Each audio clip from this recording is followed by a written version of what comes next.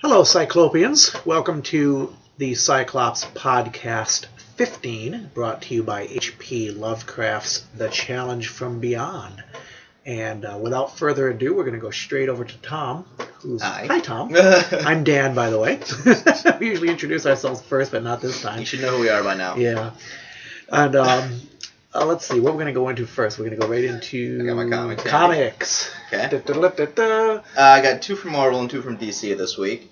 I might be a little behind, I think, on one of them, but either way, I liked it.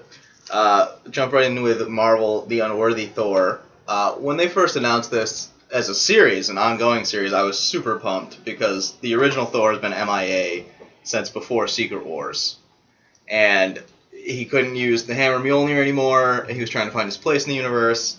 And I was really wanting a story about what he was up to during this whole time.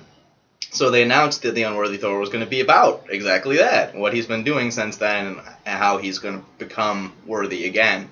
So I was excited. It was being written by the same guy who's doing the main Mighty Thor, and he made it very clear this is not going to replace the Jane Foster version of Thor. This is just going to be another series to supplement it.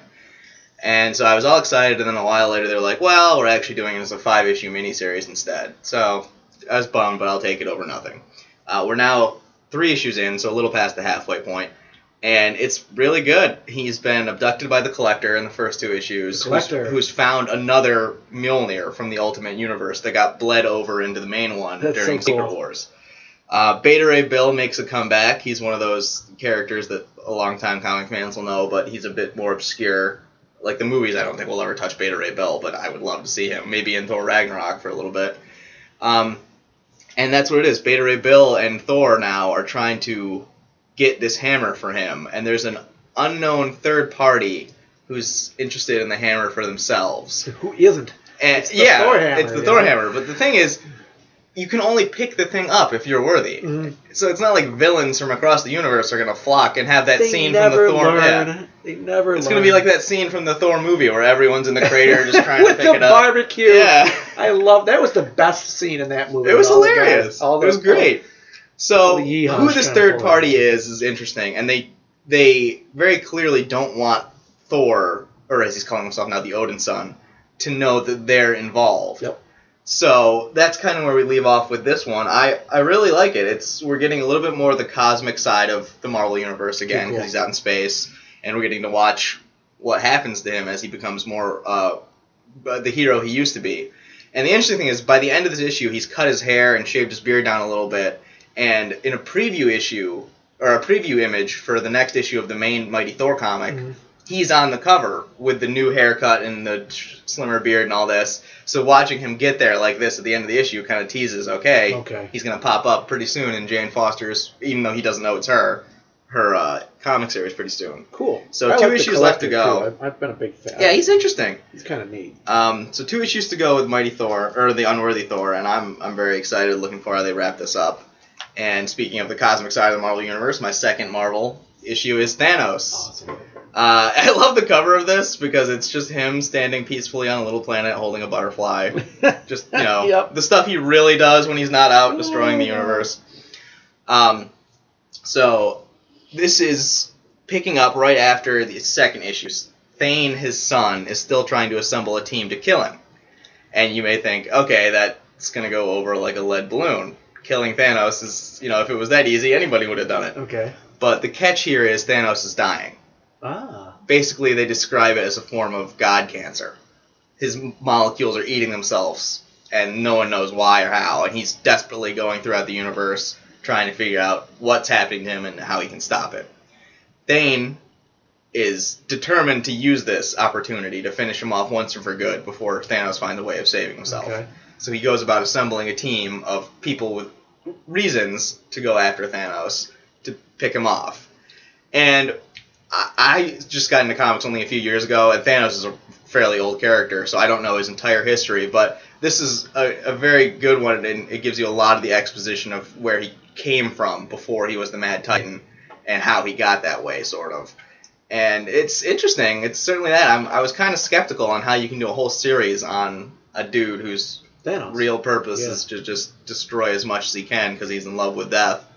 But they've been doing it, or 2 issues in, but I definitely think it's got legs to go for a while. So But then again, this is Marvel, so who knows? Maybe it'll get canceled after 12 issues.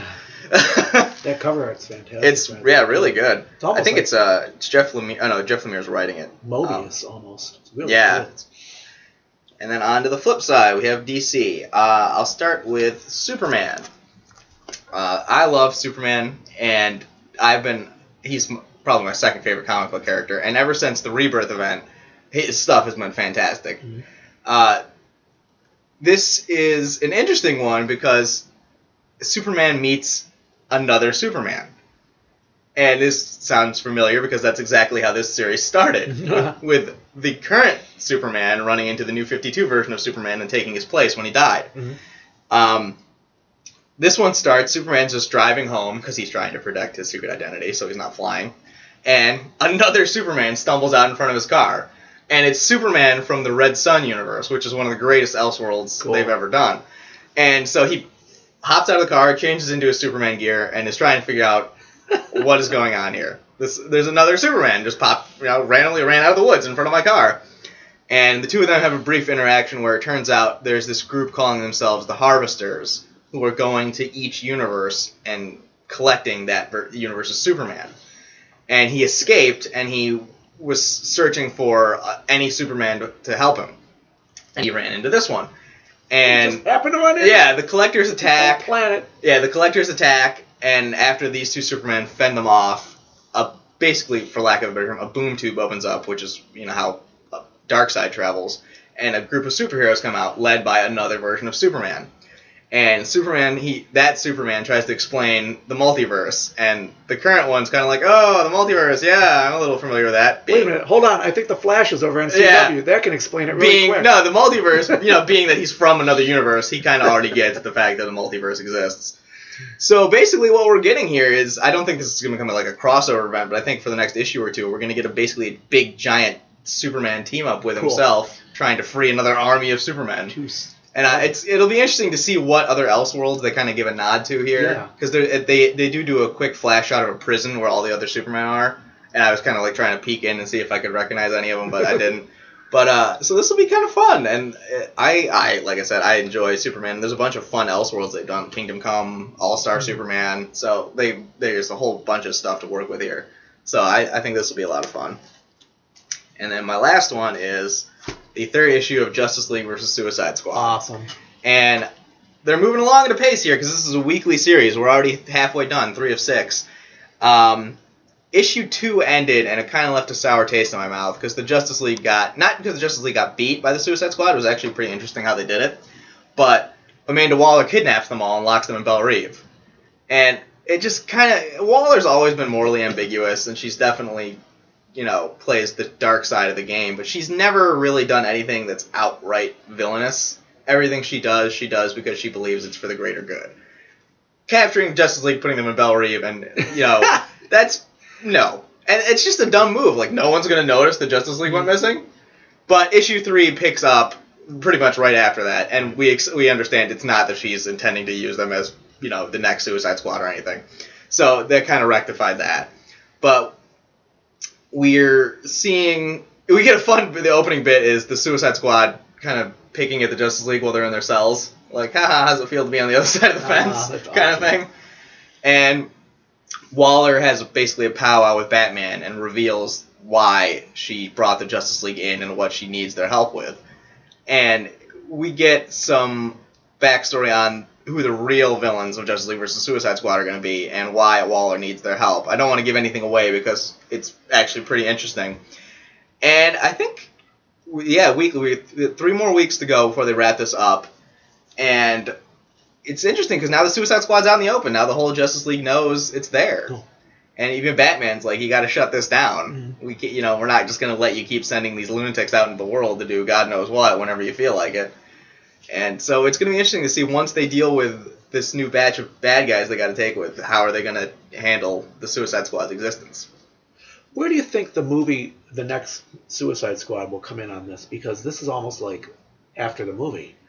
Because the movie ended like this. Well, like they know that these guys. Well, Batman knows.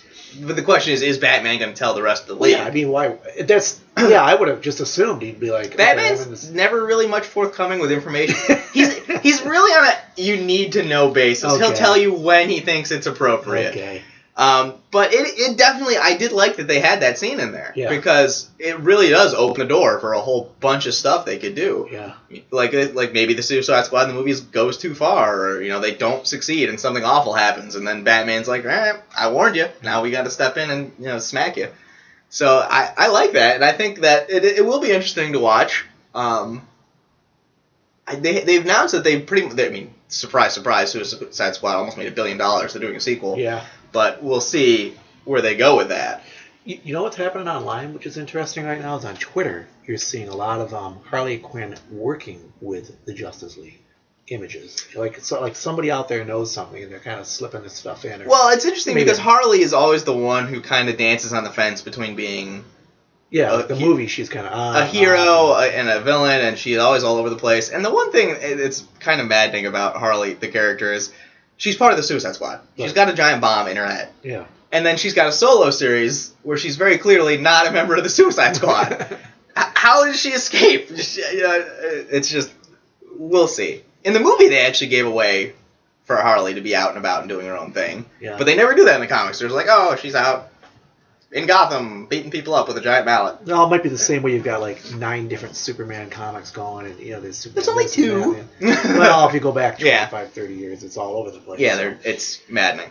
Yeah, Batman at one point I think had 4 or 5 concurrent series out at this. It was Batman, Detective Comics, The Dark Knight. Yeah, and it's you're like, which one do I start with? Which Yeah. storyline am I from? But it doesn't matter. That's what makes. That's why I like the DC kind of slimmed everything down this time around. There's I think only 32 active comics, and Superman and Batman only have action comics, and Superman has action comics and Superman. Also easier on your wallet. Yeah. Too, yeah.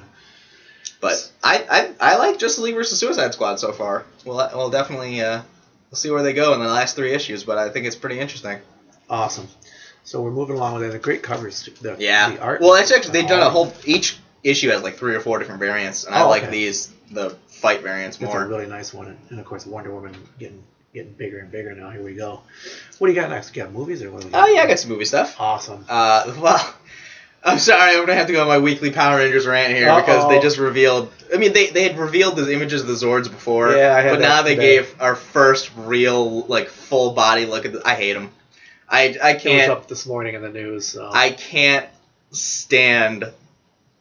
Every aesthetic thing about this movie is awful. They've gotten every aesthetic thing wrong. If you could only see Tom, he's got a twitch on one eye. It's not looking good over here because he's so upset. His childhood's going up in flames. It's so bad. The suits look wrong. Alpha looks wrong. The Zords look wrong. I get it. You have to update the source. Besides you? There's a couple, but the vast majority of people are like, oh, because like it. They're trickling it out. I mean, they're literally dribs and grabs with it, and you think. I think they did that on purpose because if they had done it all at once, people would have been like, "This is awful." Yeah, I mean that's the impression I'm getting. Is it's travel. It's how does this look? How does this look? And I guess people are going for it. I get that you obviously can't send them out there in spandex like the '90s, but the original movie had those awesome PVC metallic suits that looked almost identical, but they looked good, but. They just went to... I can just picture the executive meeting that went down with this. How do we make them look? And they just throwing stuff at a dartboard and Iron Man's popular in the Justice League. I'm like, oh my god. That's what you've been complaining about the whole time. You said it's always they look like Iron Man suits, just different colored. Yeah. And the Zords, they look like Transformers, and they just bad. It looks like Michael Bay made this movie. Wow. And I just am very disappointed in this. Ball. I'm gonna go. Oh my god! Don't say that name.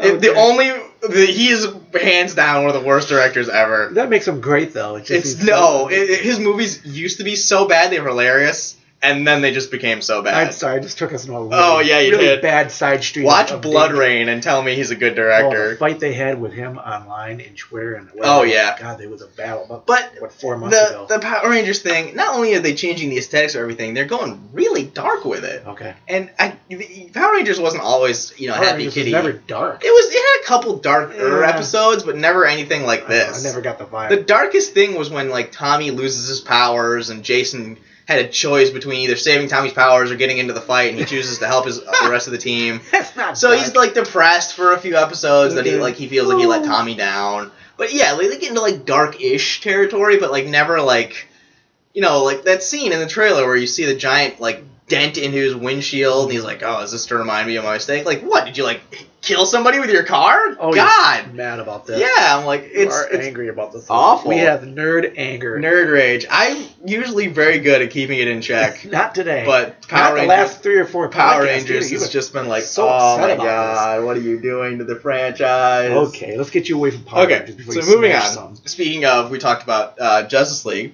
a little bit. The Justice League movie released another photo. It's the set photo where they're coming off, I guess, the Bat plane or something like that. Yeah. And it's the whole team lined up, and it's a really cool looking photo, and you're like, oh, I got to see this movie. But then I've had another interesting thought.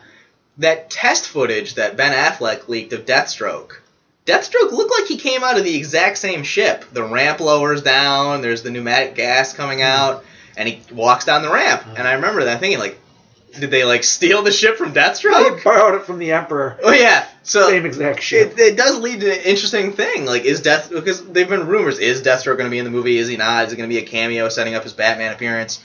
And the appearance that he had in the test footage coming off this ship and then seeing the League on a very, very similar ship trial balloons kind of might give the impression that Deathstroke will at least have a cameo appearance in this one to set up the Batman appearance. And maybe that's the crux of it. You stole my ship and I want it back, Batman. How many characters are they going to put in this thing, That's another thing. They gotta ease it in because to really date myself here, the second Mortal Kombat movie in the late 90s. The first one was so bad it was awesome, and I love it. The second one was just like they're throwing every video game character they could. They threw in Shiva, Rain, Noob Saibot, Ermac, Motaro, and they're just like throwing characters in this movie like Luigi. all over the place. Yeah, you're like, whoa, who is this? Why? What? Who? And they put in way too many characters, way too fast.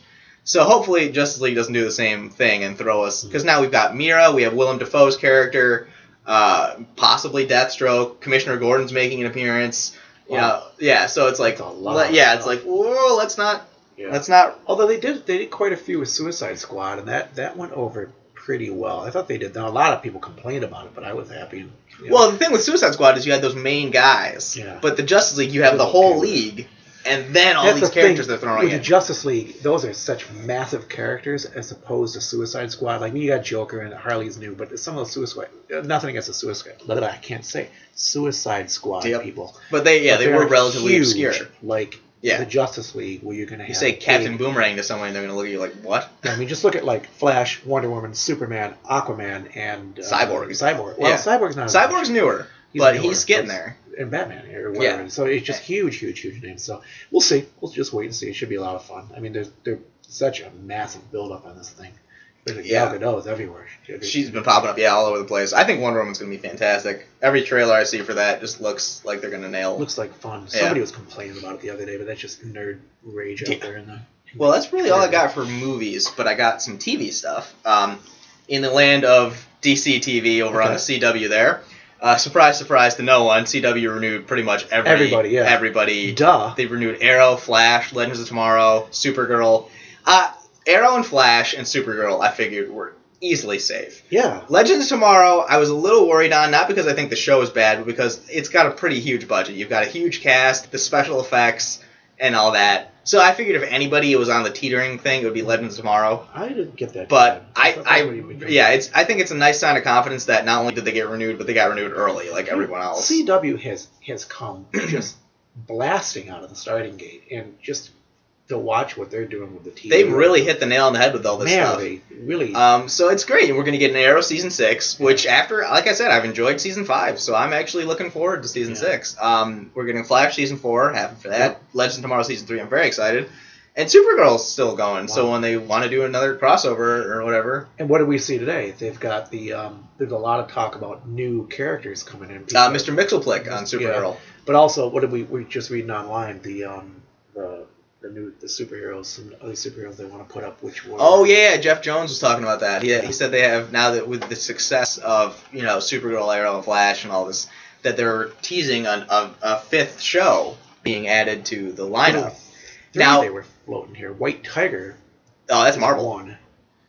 No, for the CW though. Oh, CW. Wait, what? Wait. No, that's Netflix.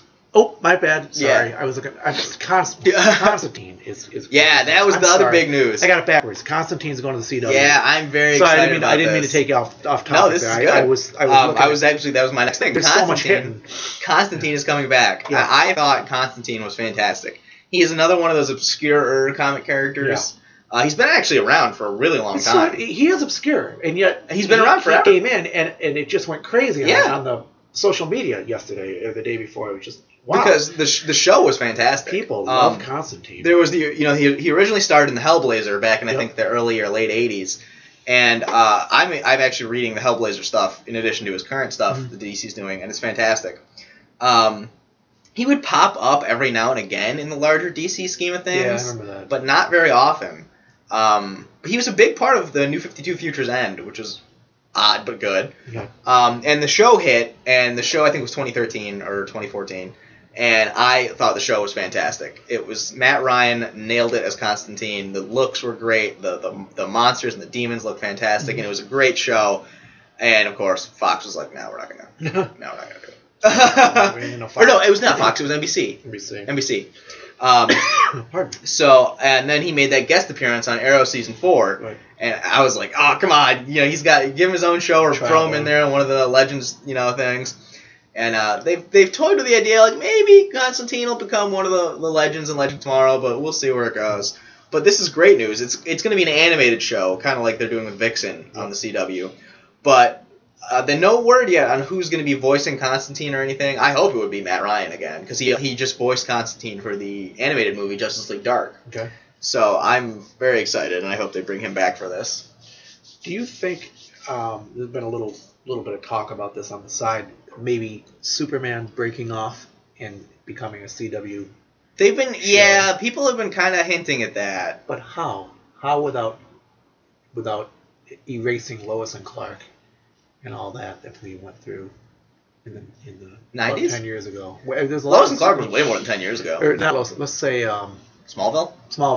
Yeah, Smallville was more and recent. Lois and Clark, I guess. I was thinking of all the different. Here we go again. How many Superman versions have we had? So Smallville was never really about Superman, though. It was about Clark Kent becoming Superman. The last episode, he finally puts on the suit. A lot of Lex Luthor too. Lex is Lex in Supergirl? I know his cousin is in Supergirl as one of the characters. I haven't watched Supergirl, but I haven't watched Supergirl. But people have been very positive to I forget the actor's name because I haven't seen him in anything before. But his portrayal of Superman, they've saying he's really been knocking it out of the park, and I think it would be a way to keep him relevant without having him overshadow Kara in Supergirl. Because as popular as Supergirl is, Superman is one of the trinity that DC has held up on. It's Superman, Wonder Woman, and Batman. How far back does he go? Almost 70 years? Yeah, he's hugely... Way back. And I think Supergirl deserves her own show and to stand on her own merits, so getting him out of there would make sense. But then if he disappears and only pops up once or twice a season... okay, it'd be okay with that. I would be okay with that too, you but be muscling it on her territory. Yeah, you don't want him. You don't want him to steal focus. Yeah, people like Supergirl. That's why she's hot. That's why she's getting renewed. So like I said, I wouldn't mind a Superman show, but at the same point, it's like I don't know. We just like you said, we just had Smallville ended, when did Smallville end? Not even 10 years ago, I think. And Smallville wasn't perfect, but it by and large, I enjoyed it. But what you just said there is key, and something we got to keep in mind is it's been 10 years, and there's a whole new fan base that's growing up who were 5 years old back then, and now they're 15 and they'd like to see Superman again. So maybe they'll watch it. Who knows? We'll see. But what's exciting is that CW is really really moving forward with so many shows. They've basically become the home for DC everything. Who saw that coming? Yeah. Gee. But that's exciting. And what else have I got here? Anything else for TV? Yes. In the realm of anime, the Dragon Ball Super, which is I've been waiting for. Dragon Ball. This is another thing. Finally. At least if Power Rangers can smoke, Dragon Ball. It finally hit the English dub on January 7th. It started airing on Toonami. Now I just gotta wait for them to release DVD collections because I don't have Toonami. But I think this is fantastic. I've been waiting ever since Dragon Ball Super was announced for this thing to get its English dub. And for all the snobby anime fans out there who say you can just watch it with subtitles, I can't process that kind of information at the same time, okay? I can't watch a fight scene and then dialogue and then just blasting through it, okay? Maybe you guys can, but I need the English dub. That's hysterical. But it's good. I think I think they're on episode 70-something of Dragon Ball Super right now, so they've got plenty of material to dub while it still goes on in Japan.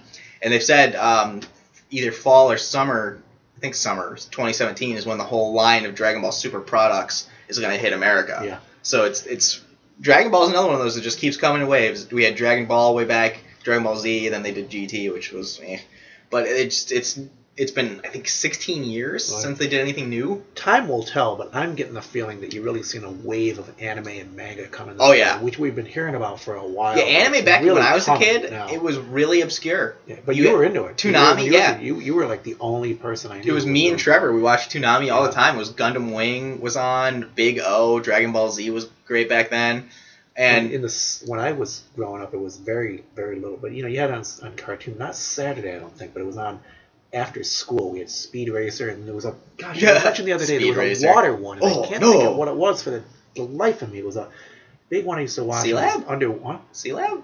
That might be it. It was something underwater, and I just remember the song, but I don't remember anything else. So, but yeah, anime really has been just exploding in popularity in North America in the last couple of years, and it's good to see. I like anime. I do too. Like I said, I've gotten into it, and I never thought I would. And go back and watch the older stuff. Outlaw Star, Rurouni Kenshin. If you got Hulu fantastic. Or Netflix, you can just clean not the house. even that. Now you got Funimation as their own streaming service. Crunchyroll too. Crunchyroll and Funimation. They have crazy everything you could possibly want to watch. If you're an anime person, you're just having a field day right now. Yeah, Tenchi Muyo. What do we see in the conventions? Anime people all over the place. All over. In the books, mountains of them. If you go to the booths and everybody's selling anime, everything now. So. Anyway, can I throw something in there? Yeah, go for it. You got TV? I'm done with TV. I'm taking you all over the place. But that's us. Every time we do this, I've kind of gone retro. I'm watching X-Files season 5 now. I'm into, and I think we're actually heading into season 6. We just did the movie, was it Fight the Future or the one with the first Fight one, for the Future, something like that. Yeah. And it was the conspiracy one, and it was fun to watch again. It inserts between I think 5 and 6. Don't quote me on that. I can't remember which seasons it inserts between, but it's funny because it comes in and it answers a whole bunch of questions, and then they go to the next season and it's like they don't know that any of this happened. Scully's back in her usual. There has to be an explanation. I don't know. There doesn't. You just saw giant alien spaceship, and she saw it too. That was the thing. I forgot she did see it. She did see the thing fly away, but nope, she's back to her usual Sculliness. It was almost a running gag. Like, how many things can she see before she finally just admits, okay. She's being run over by little baby aliens chasing her down the hall or running past her in the hall. But it's fun to watch. It's still got the conspiracy thing. The conspiracies have gotten, they're ramping up now in season 6 and 5, and I love the X-Files, even though it's got truck-sized holes that you can drive through. And, they just explain it away by government conspiracy. Yeah, Mulder and Scully walk in every single case where everybody's like puzzling and scratching their heads and dusting for fingerprints, and there's the clue right there. And he walks there and looks down. He's the greatest detective ever. I know, but it's just fun. So I like it. If you haven't watched the X-Files, you really should. Just start knocking them out. It is a lot of X-Files episodes. And it's interesting because when it came back for that 6-episode miniseries this last year now, it was kind of teased as maybe it was just like a one-off, but they haven't canceled it yet. They haven't canceled it. They've been kind of.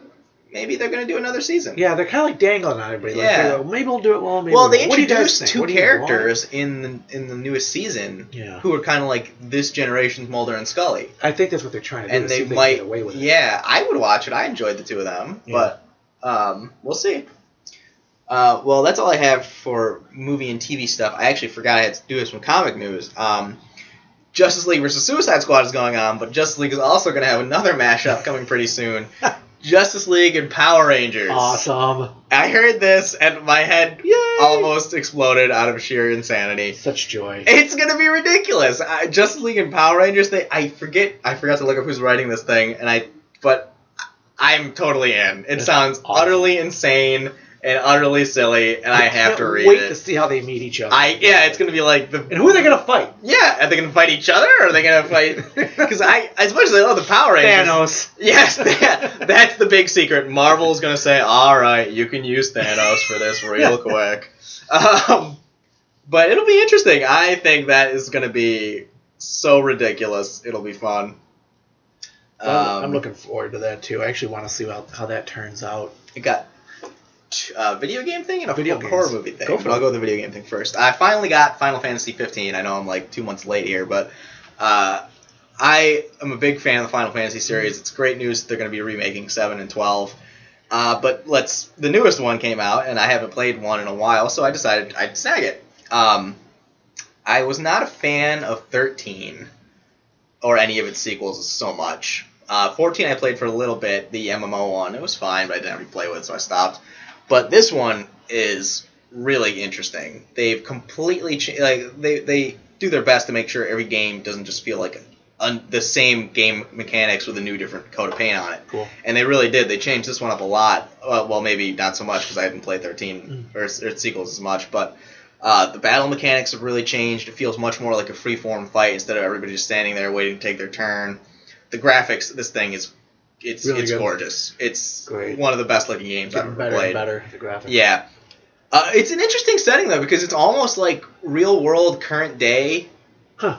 It's like the basic premise is you're basically on a road trip with your friends. You're in a car and you're traveling down like a highway, and then you look out to your right and there'll be this giant like beastie monster thing, and you're like, okay. It's really weird, and it's a cool juxtaposition, and it works very well. There's like these ornate, city capitals, which very much look like steampunk kind of deal, Very and there's cool. the flying airships. Yep. But then like I said, you'll be in a car on a road, and there's like a gas station, and you have to stop, and you have to put gas in your car. Gas. Yeah, and it's just like it's really weird, and I like that.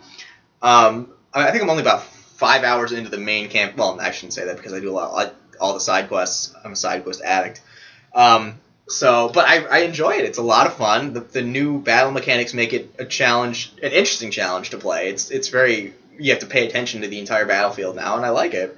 And if it's anything like every other Final Fantasy game, I'm sure I'll finish it in 2 months because there's so much stuff to do. Is it getting harder? It is, yeah. It's nice. It's difficult in a way that is good. It never feels like the game is punishing me for doing something wrong. It feels like, I should have paid attention to that more, or, I could have done this better. It never feels like the game itself is out to get me. It feels like it's just, I need to improve as a player. And I enjoy that kind of difficulty challenge. Not like Dark Souls, where you screw up and breathe wrong and the game kills you.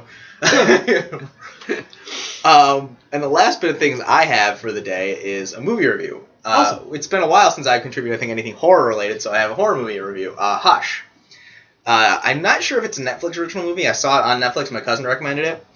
The basic premise of Hush is our main protagonist is a writer, and she works from home out in the middle of nowhere in the woods. She has a couple friends who live kind of near her. Keep going. And she's deaf. So this adds a whole new wrinkle into things. And her friend comes over, they have dinner, and the friend leaves. And the best scene ever is she's cleaning up after dinner. It's like an hour or two later. The friend runs over, covered in blood, is nailing at the door, like, let me, she hear anything. Oh my god. Dude shows up, gets her, And then she turns around eventually, and it's this whole cat and mouse game. Oh, it is good. Yeah, Netflix. Yeah, way And back. I knew I covered It's this this big cat and mouse game because it's a whole new element. It's like, okay, now you not only have to watch for the killer, but she literally has to keep an eye on him if she can't all the time because she can't hear him. And they do some really interesting things with the whole she can't hear thing. And it's so interesting because we had one where she can't hear, and then the latest one, Don't Breathe, where you can't see. He can't see. Yeah. So. But it's good. The last third, they kind of do some silly stuff. But overall, it was a great movie. The tension is fantastic because it's interesting. I don't think they've ever done a movie where the protagonist was deaf. Okay. At least a horror movie. I can't where think the of protagonist was deaf. And it lends itself to some interesting scares, and I enjoyed it. And I think it's on Netflix. Go ahead and check it out. I think it's only like 80 some odd minutes, so it's not easy watch. It was pretty fun. That's great. You haven't done horror in a long time, so Yeah. it's kind of cool. You found a horror flick that you liked. So, and I think that about wraps us up. I haven't got a whole. I'm actually in the middle of about 10 different things, so we're gonna hit a lot of stuff next week and the week after. I'm gonna be coming through with books and movies and games and all kinds of stuff coming up. So we'll keep this one probably pretty short. Are you all set? Oh yeah, I'm good. Okay. Wow, that was quick. Yeah. So anyway, our next movie on deck is Logan, I believe. March. Logan. Anything in February? No. John Wick, but that's really not. John Wick's got such a big following. I can't wait for that movie. That is really a big following. You'll see a 3 come out of this. If they There's something else. Oh, Power Rangers is also in March, which I will go see because Okay. I have to go see it because I can't trash it this we'll much be and not hearing see that podcast in March for sure. That's going to be the next 5 episodes Storming in. afterwards. And another thing that's stupid. I could be totally wrong. It could be. Maybe you'll be surprised. Maybe it's all, what they do a lot, of course, is they drop a lot of fake trailer seeds like they did with Rogue One. Rogue One did a lot of that, yep. And I was so glad they did One that. can only hope. Can't say that enough, how happy I am that they did it, because I was really worried. I had seen 30-some-odd minutes of the movie at that point. I went into the theater not expecting to be very impressed. At that point, I was like, I won't see anything new. And then it completely took me by surprise, and I loved it. So, that being said, we're going to close up with a short podcast this week, and we will be coming back next week and with lots of goodies, comics and games and prizes and toys. And yeah. And in the meantime, have a great week. Keep the geek, and we'll see you later. Bye, guys.